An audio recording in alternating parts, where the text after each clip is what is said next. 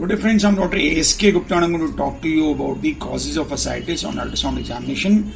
She is a 40-year-old patient who has come to us for the ultrasound, and you can see that this is the liver, and outside the liver you can see that there is free fluid. This is the free fluid in the suprahepatic portion, and this is the free fluid in the probably the right pleural space. This is the kidney, and if you see the liver carefully, you find that the liver has decreased echogenicity. You can see that the liver is appearing of the same echogenicity as the adjacent kidney, suggesting that the echogenicity of the liver is decreased. Once we find that this is ascites, we are supposed to know what is the cause of ascites. Usually there are 3-4 important causes of ascites in any patient. One is the cirrhosis of liver, second is the tuberculosis, and third is the ovarian masses or some other malignancy in the abdomen anywhere, or it could be the CHF. So what is the cause of ascites in this patient? We are going to discuss. If you see the ascitic fluid carefully, you find that it is a clear ascitic fluid. There are no septa in it. Sometimes in the tuberculosis, one might find that the patient might have septa in the ascitic fluid, which might suggest that we are dealing with a case of tuberculosis. Here we find that in this patient the portal vein is normal. This is the portal vein, this is the IVC, and this is the aorta. The portal vein is normal in size. It is not dilated. It is likely that we are not dealing with a case of cirrhosis of liver because the portal vein size is normal. And now let us try to look at the spleen. And I find that the spleen is normal in size. It is about 92 millimeters in size. And if I put in the color on the splenic hilum, I find that there is no dilatation of the splenic vein and there are no varices. It means probably we are not dealing with a case of portal hypertension. Then what is the cause of ascites in this patient? If I see the pelvis and area around the urinary bladder, I find that there is free fluid around the urinary bladder. This is the free fluid, and this is the uterus, and this is the vagina. So the adnexa and the uterus appear to be normal, and there is free fluid and there are no septa in it. So it is quite unlikely that this patient is having any malignancy, at least in the pelvic region. So we have to look for the cause of ascites. And this is the kidney of this patient, and this kidney appears to be normal in echogenicity and size, and the other kidney is also normal in echogenicity and size.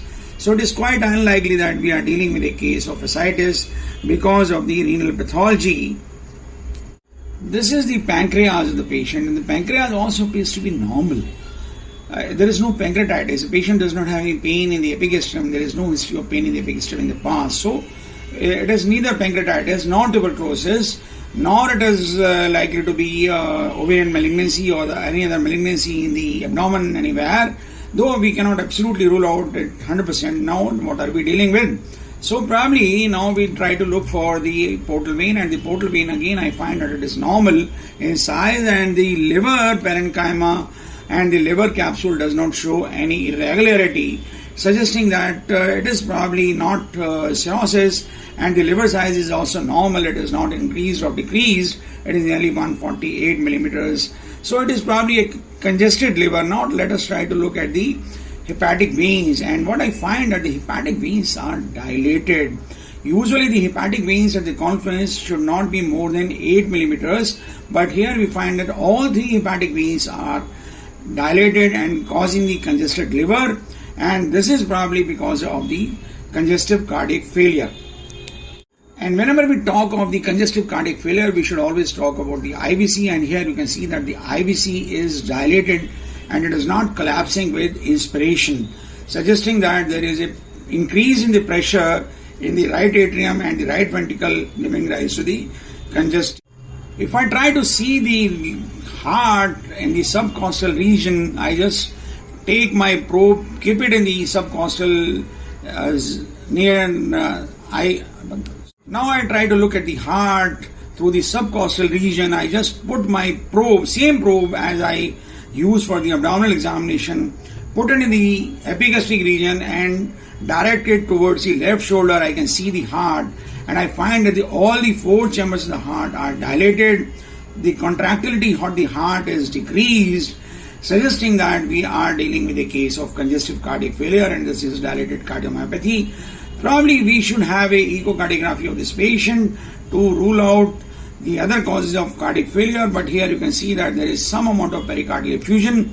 So we have been able to establish the diagnosis as a congestive cardiac failure as a cause of ascites, and if we give the decongestants to this patient is going to improve.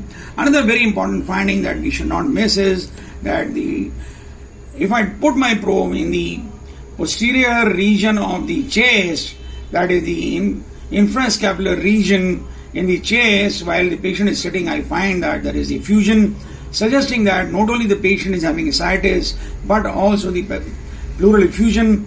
So patient has pericardial effusion, patient has ascites, and patient has pleural effusion, suggesting that this patient is having polycirrhositis or the back pressure changes because of the congestive cardiac failure. So because the hepatic veins are dilated, the heart contractility is decreased. So I feel that this patient is having the ascites and the other serious fluid congestion because of the congestive heart failure. I hope you like this video. In case you like it, please do subscribe to our channel and do not forget to press the like button. Thank you very much.